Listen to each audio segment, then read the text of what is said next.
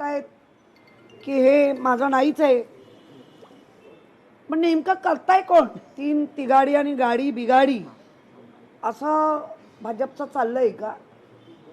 भाजपामध्ये स्थायी समिती काय बोलतो ते सभागृह नेत्याला माहिती नाही, सभागृह नेता काय म्हणतो ते महापौर माहिती नाही, महापौर काय म्हणतात ते दोघांनाही माहिती नाही. आमच्या बरोबर तर संवादच नाही. पण नेमकं काय चाललंय काय?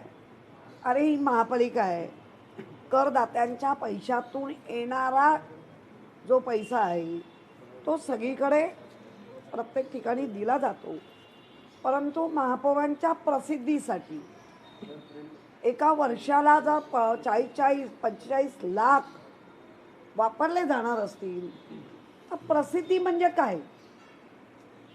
जिथे महापौर जातात, कोणाला भटजीला भेटतात, यांना भेटतात, मुनींना भेटतात, ही प्रसिद्धी आहे का?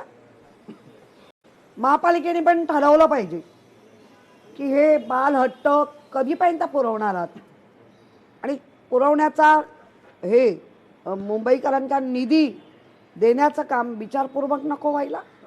महापौरांना प्रसिद्धी दिली पाहिजे, पण त्याच्यासाठी असे वारे माप खर्च असेल तर हे बरोबर नाही. महापौरांच्या कार्यालयाकडून जे स्पष्टीकरण आलं आहे त्यात ते म्हणतायत की हा महापौरांच्या प्रसिद्धीचा स्वतंत्र खर्च नाही, तर बीएमसीच्या संपूर्ण सोशल मीडिया व्यवस्थापनासाठी खर्च आहे. मात्र जे प्रस्ताव आहे त्यात केवळ महापौरांच्या कार्यालयाचा एवढाच उल्लेख आहे, त्यामुळे तफावत आहे.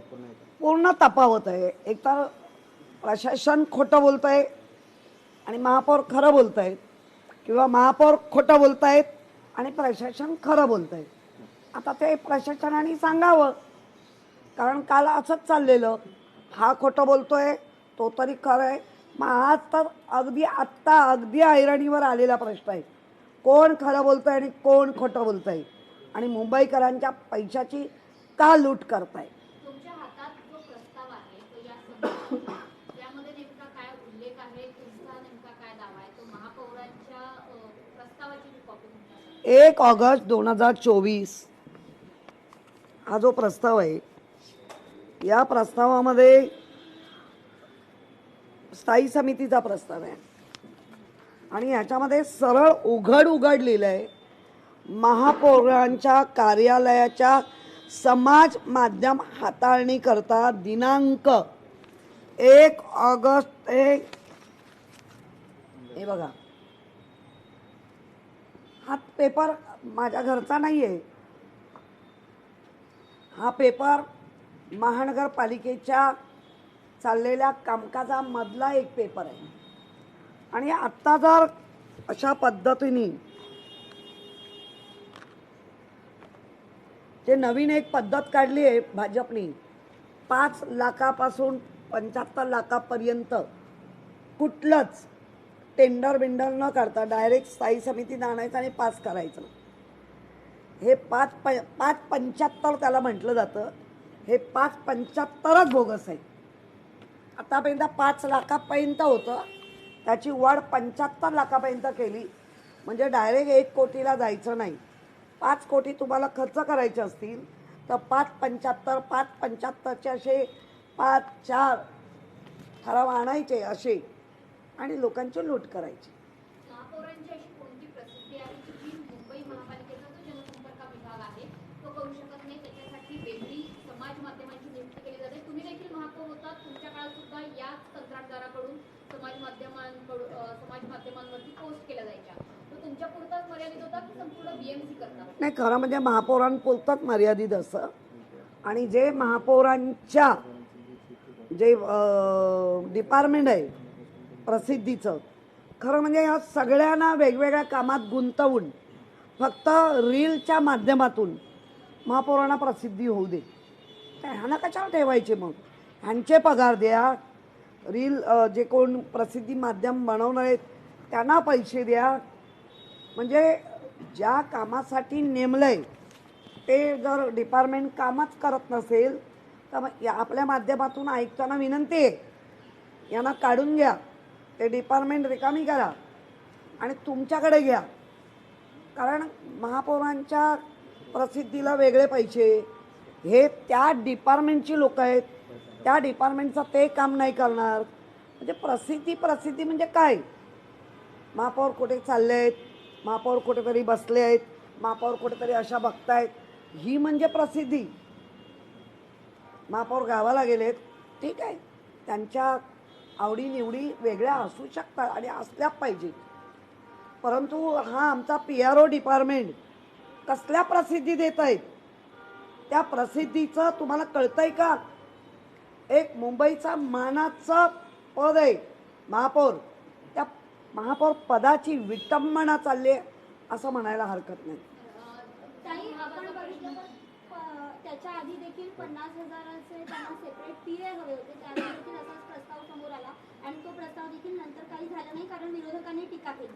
नेमकं हे सातत्याने सुरू आहे, त्यावर काय तुमची प्रतिक्रिया? नाही, मुळामध्ये PRO डिपार्टमेंट त्यांच्याकडे आहे. आयुक्तांची काही माणसं मागून घेतली आहेत, कर्मचारी 11 कर्मचारी आहेत, 4 सिक्युरिटी आहेत, 3 गाड्या आहेत. हा तामझाम असलाच पाहिजे.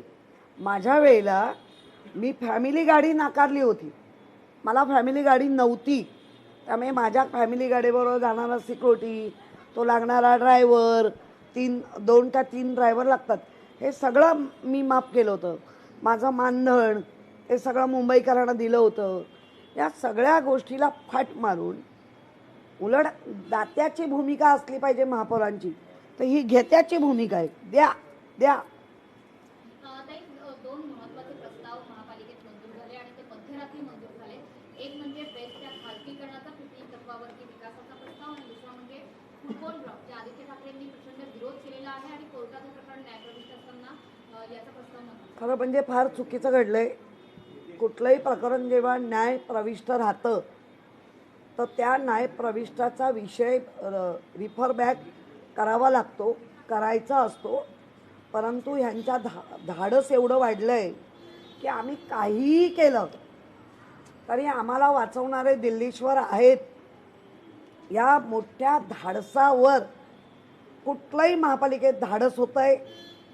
मुळात माझा पण प्रश्न आहे, मुख्यमंत्री, शिस्तबद्ध मुख्यमंत्री, त्यांना तरी हे आवडतंय का की त्यांचाही सपोर्ट आहे? मग आता फुटबॉल ग्राउंड बाबतीत नेमका तुम्ही काय भूमिका घेणार? आम्ही कोर्टाकडे न्याय मागितलाय आणि कोर्ट या मुंबईत ओपन पेस असे कोणाच्याही बंदिस्त करून कोणाच्याही घशात जाऊ देणार नाही, ही आम्हाला कोर्टावरती खात्री आहे आणि आम्ही त्याचा पाठपुरावा करणार. बेस्टच्या खाजगीकरणाचा प्रस्ताव सुद्धा मंजूर झाला आहे, त्याला पाठिंबा आहे, त्याच्या बाबतीत भूमिका काय? बेस्टच्या 22 डेपो 60 वर्षासाठी निव्वळ आणि निव्वळ मॉल बांधा, हे करा ते करा आणि पैसा जनरेट करा. तो जनरेट झालेला पैसा मग आम्ही त्यांचे ग्रॅज्युटी देणार आहोत. आम्ही त्यांचं असं बघायला तर BSTच्या बाबत राहुल शेवाळे असताना त्यांनी कर्ज रोखाणी पैसे दिले होते स्टँडिंग. यशोधर फणसे जेव्हा आले 100 कोटी हे अनुदान स्वरूपात आम्ही दिले, ते 1000 कोटीपर्यंत अनुदान स्वरूपात नेले.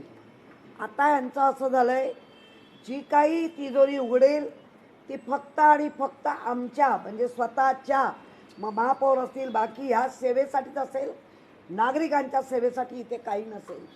बरं, तो प्रस्ताव आणताना सविस्तर प्रस्ताव आणायला पाहिजे होता.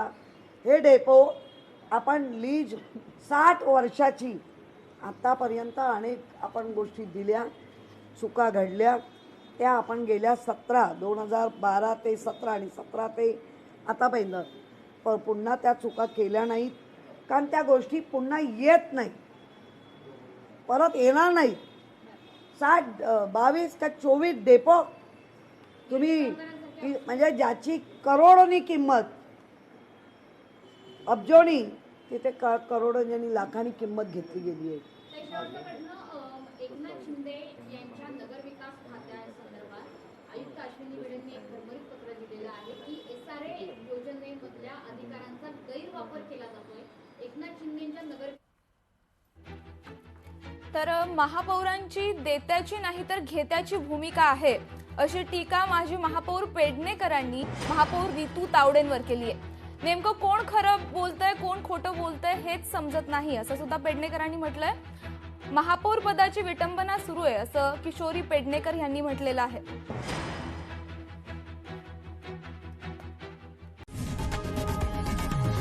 लोकशाही मराठी ऐका, पहा, जागरूक रहा.